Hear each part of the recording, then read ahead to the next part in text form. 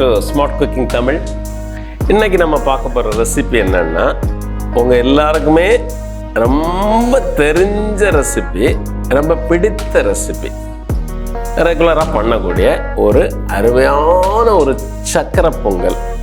நான் சில டிப்ஸ் கொடுப்பேன், நீங்கள் எல்லாருமே பண்ணுவீங்க, எக்ஸ்பர்ட்டாக இருப்பீங்க. ஆனால் நான் சொல்கிற மெத்தடில் பண்ணி பாருங்கள், எக்ஸலண்ட் டேஸ்ட் வரும். இது எப்படி பண்ணுறதுங்கிறத பார்க்கலாம். இதுக்கு என்னென்ன தேவை அப்படின்னு கேட்டிங்கன்னா, 1 டம்ளர் பச்சரிசி, 1/4 டம்ளர் சிறுவைத்தம் பருப்பு போட்டு நான் ஊற வச்சுருக்கிறேன். முதல்ல இதை குக் பண்ணி எடுத்துடுவோம். ஒரு 20 cm யூனிட் எடுத்துருக்கிறேன். ஸோ இதுக்கு மெஷர்மெண்ட் என்னன்னு கேட்டிங்கன்னா 1:2.5 தண்ணி அளந்து வச்சுருக்கிறேன். எப்போதுமே சக்கரை பொங்கலுக்கு சிறுவைத்தம் பருப்பு கம்மியாக போடுங்க. அதே இது வெண்பொங்கலுக்கு சிறுவைத்தம் பருப்பு அதிகமாக போடுவோம். இப்போ இதை என்ன பண்ண போகிறோம் அப்படின்னு கேட்டிங்கன்னா, நான் ஸ்டவ் பற்ற வச்சாச்சு. ரேப்பிட் குக்கிங்காக இந்த செக்யூ குயிக்கை யூனிட்டில் போடுறோம். இந்த செக்யூ குயிக் இருக்கிறதுனால உங்களுக்கு 5 minutesல குக்கிங் முடிஞ்சிடும். உட்கார வச்சாச்சு. இப்போ டைம் செட் பண்ணுறோம். ஏன்னா ஏஎம்சியில் டைம் கண்ட்ரோல் தான் ஒரு மேஜர் பார்ட்டு. இங்கே பாருங்கள், டைம் செட் பண்ணியாச்சு. இப்போ டர்போவில் ஒரு 2 minutes டைம் செட் பண்ணியிருக்கிறேன். டர்போவில் 2 minutes வெயிட் பண்ணுவோம் நம்ம. இப்போ பாருங்க, நம்ம இதை வச்சு 3 minutes ஆச்சுது. சவுண்டு கொடுக்க ஆரம்பிச்சிச்சுது. இப்போ ஹீட் அதிகமாக இருக்குங்கிறத காட்டுது, மைனஸ் காட்டுறதுனால இதை ப்ரெஸ் பண்ணிட்டோம். ஃப்ளேமுக்கு கம்ப்ளீட்டாக கம்மி பண்ணிட்டேன். இன்னொரு 2 minutesல இதை நமக்கு ஆஃப் பண்ணிடலாம். Let us wait for another 2 minutes. Yes, இப்போ பாருங்கள், டோட்டலாக 5 minutes ஆச்சு. இது குக் ஆகிட்டுது, சவுண்டு கொடுக்க ஆரம்பிச்சிது. இப்போ நான் இங்கே ஸ்டீம் வருது, ஃப்ளேமை ஆஃப் பண்ணிட்டேன். இதை ஓப்பன் பண்ணுறதுக்கு நமக்கு ஒரு 5 to 10 minutes இதை வெயிட் பண்ணணும். இப்போ குக் ஆகிட்டுது. இப்போ அடுத்த ப்ராசஸ் நம்ம போயிடலாம். இப்போ சக்கரை பொங்கலை பொறுத்த வரைக்கும் வெல்லத்தை அப்படியே நமக்கு போடுறோம்னு வச்சுங்க, அதில் தூசு தும்பு அந்த மாதிரி ஏதாவது சின்ன சின்ன மண்ணு கல் இருக்கிறதுக்கு வாய்ப்பு உண்டு. ஆகையினால முடிஞ்ச வரைக்கும் அதை பாகு எடுத்து வடிகட்டி போட்டிங்கன்னா நல்லது. அந்த பாகு எடுக்கிறதுக்காக எப்போதுமே ஒரு 200 கிராம் ரைஸ்ன்னு வச்சுக்கோங்க, ஒரு 300-350 கிராம்ஸ் வெல்லம் எடுத்துக்கங்க. இப்போ நான் ஒரு 250 கிராம்ஸ் வெல்லம் துருவி வச்சிருக்கிறேன். ஸ்டவ் பற்ற வைக்கிறேன். கொஞ்சம் இதை மெல்ட் பண்ணுறதுக்காக தண்ணீர்.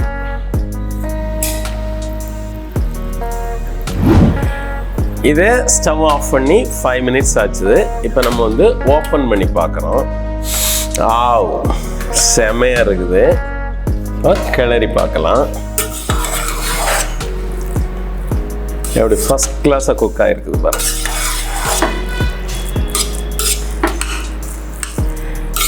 இப்போ நம்ம என்ன பண்ணலான்னா, இதில் ஒரு ஸ்பூன் நெய் சேர்த்துக்கிறேன். நான் 1 ஸ்பூனோ ஒரு 1.25 ஸ்பூனோ நெய் சேர்த்துக்குங்க. அது ஒன்றோடி ஒன்று ஒட்டாமல் அழகாக அப்படி உதிரியாக உங்களுக்கு கிடைக்கும். இதெல்லாம் டேஸ்ட்டை இன்க்ரீஸ் பண்ணுறதுக்கான சின்ன சின்ன டிப்ஸு.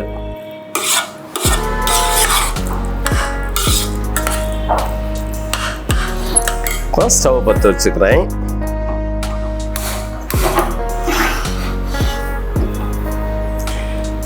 பாருங்க, இந்த பாகு ரெடி பண்ணியாச்சு.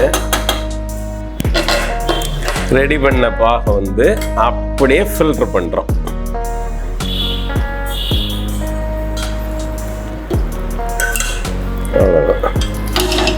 இதை அப்படியே மிக்ஸ் பண்ணுங்க.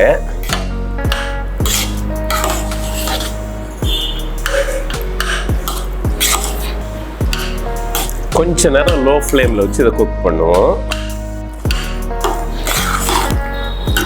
இப்போ சக்கரை பொங்கல் வெள்ளை பாகோடி அப்படியே ரெடி ஆகிட்டு இருக்கு. இந்த நேரத்தில் இந்த யூனிட்டை நான் சின்ன யூனிட்டை ப்ரீ ஹீட் பண்ணியிருக்கிறேன். இதில் 1 ஸ்பூன் நெய், போட்டுக்கிட்டு இதை இப்போ சீசனிங்காக கொஞ்சம் தேங்காய் வந்து சின்ன சின்னதாக கட் பண்ணி வச்சிருக்கிறேன்.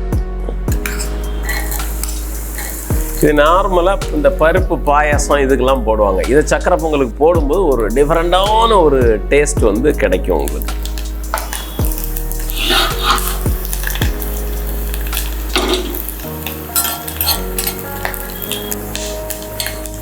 அந்த தேங்காய் ஃப்ரை பண்ணியாச்சு. இப்போ கேஷ்யூ நட்ஸ்,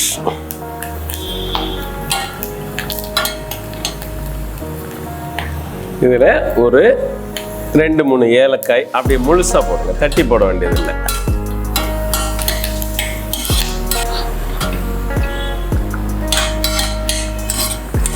இப்போ திராட்சை, உலர் திராட்சை,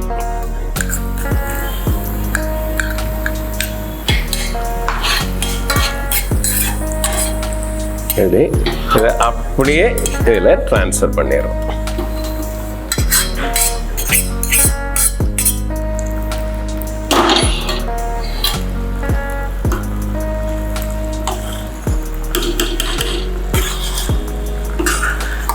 அவ்வளோதான், உங்கள் சக்கரை பொங்கல் ரெடி.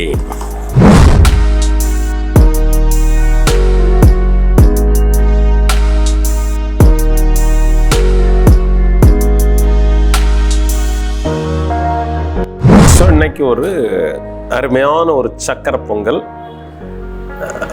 அதாவது அந்த டேஸ்ட் வந்து ரொம்ப டிஃப்ரெண்டாக இருக்கும்.